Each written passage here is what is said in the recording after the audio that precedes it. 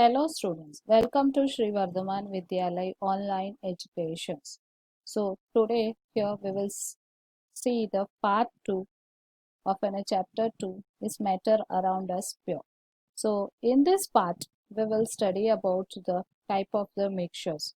So there are two type of mixtures, homogeneous mixtures and heterogeneous mixtures. Homogeneous mixtures. It is a mixture whose composition is uniform throughout. It is also called solution. Example, air. You know that is air is a homogeneous mixture of oxygen, nitrogen, carbon dioxide and water vapor. Alloy. So alloy is nothing but like a brass. You know that is a brass will be having a mixtures of copper and zinc, cement and kerosene oil. Heterogeneous mixtures. It is a mixtures that consist of physically different parts, each with a different properties.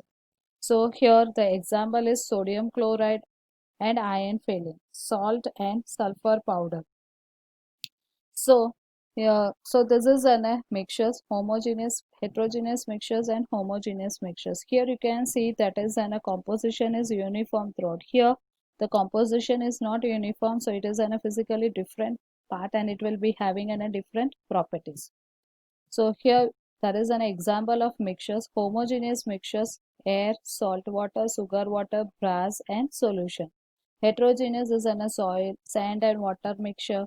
Sometimes you just look very closely or even magnify to see the different parts. So here that is an a sand and here it is called as an a, so that is an a stone and this is an a salad. So these are all the example of an a heterogeneous mixtures.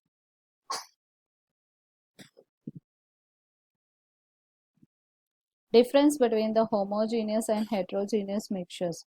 Homogeneous mixtures. So, mixtures in which different constituents are mixed uniform. Heterogeneous, mixtures in which the different constituents are not mixed uniform. They cannot have physically distinct parts. They have a physically distinct parts. The constituents cannot be seen easily in the homogeneous mixtures. In heterogeneous, the constituent can be seen easily.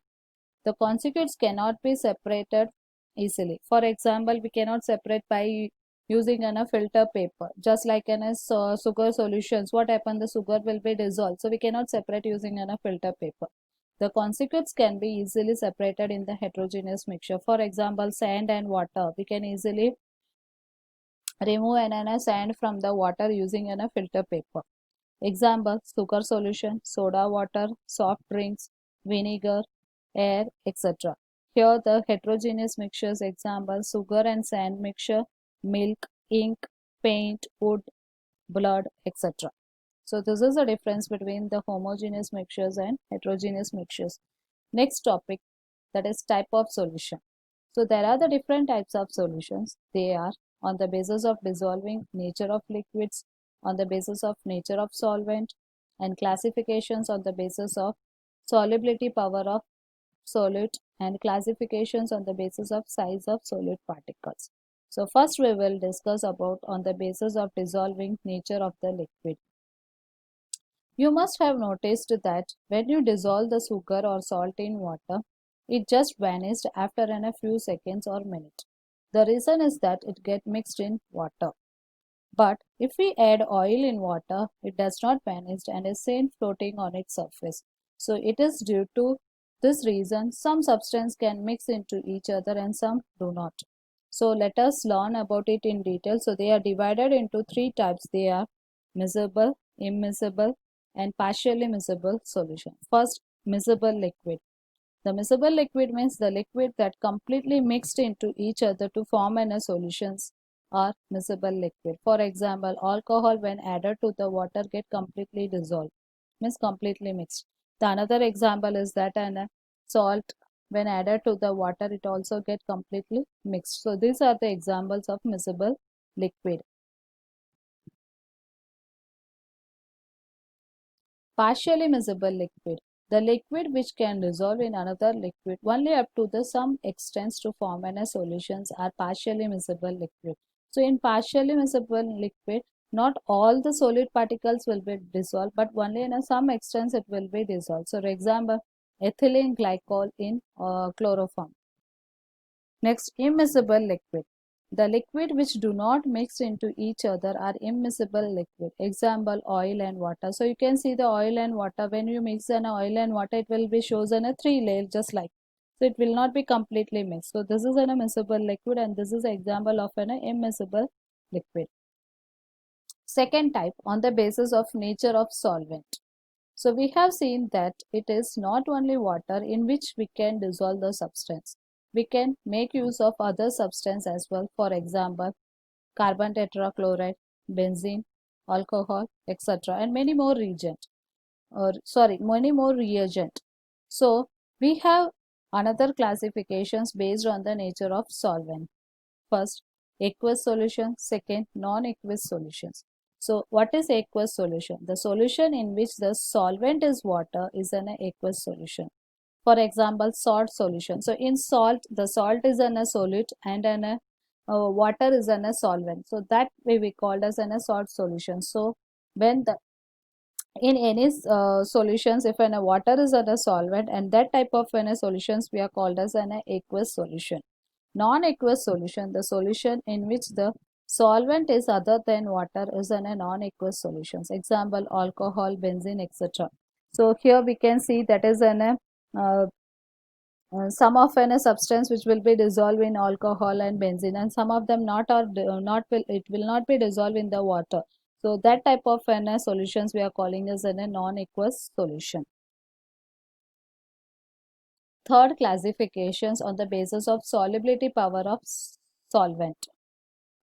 So you must have seen that if you take 1 glass of water at room temperature and if you add 1 spoon of sugar to it, it dissolves. But if you keep on adding sugar to the same solutions, a point will reach when it stops dissolving the sugar in it. Then the sugar start getting deposited at the bottom. So the reason being that each solvent has some solubility power and it can dissolve only up to limit. So according to this, they will be classified into three types: saturated, unsaturated, and supersaturated solution. So in this classifications, just you can see that if we are taking in a 1 glass of water and we are adding in a first 1 spoon of sugar, what happens? It will easily dissolve. Then after we are adding an other 1 spoon of sugar to the same solutions. What happens? Again it will be dissolved. Then we are adding 2 or 3 tablespoon of sugar. So that sugar will stop dissolving and it will get deposited at that bottom. So depending upon this, we are dividing the solution into three types: saturated, unsaturated, and supersaturated solution. What is saturated solution? The solution that dissolves as much solute as it is capable of dissolving is a saturated solution. So what is the meaning of saturated solutions? If we are adding 1 tablespoon of sugar in the water, so what happens? It will be dissolved. So it will be having having a more solute that it will be dissolved in that solutions. So that we are calling as what? Saturated solutions. That is as much solution as it capable of dissolving. Next, unsaturated solution. So the solution in which more quantity of the solute can be dissolved without increasing in temperature is an unsaturated solutions. Now we have seen before, that is we are adding 3 tablespoon of sugar in the same solutions. What happen? It will not dissolve. So after that, sometimes what happen, the sugar will be deposited at that bottom. So that is a limit. Up to that limit, what happens? The solute will not be dissolved without increasing in temperature. So that we are calling as what? Unsaturated solutions. So if we increase in a temperature, what happens? If you know, that is if we put in a more sugar in a water and then we will boil, what happens? That is, you know, that is in liquid it will have a more intermolecular space. So the sugar will be come and settle on that intermolecular phase. After, if you heat, the kinetic energy will be increased. So there will be, what happens, the space will be created in the liquid. So then the sugar that will be deposited at the bottom, it is also dissolved. So that we are calling as what?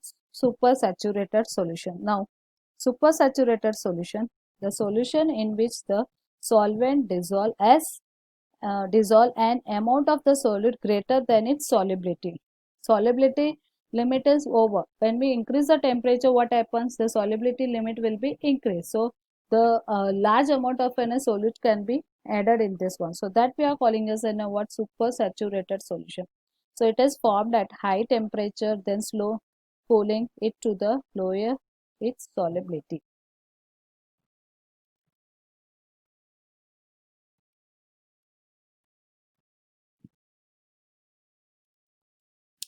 Solubility. So what is solubility? Is the amount of the solute that can be dissolved in a given amount of a solvent at particular temperature. So that we are calling as a solubility. Solubility means we are adding a solute in a solvent at a particular temperature. So that we can say the solubility of a solution. So the factor affecting the solubility, the nature of a solute, nature of the solvent, and temperature. So depending upon a nature of the solute, nature of the solvent, and temperature, the solubility will be affected. Some important points regarding to the solubility: on lowering the temperature, the solubility of the liquid and solid decrease, and the solubility of a gas remains unaffected. So what is the meaning of this one?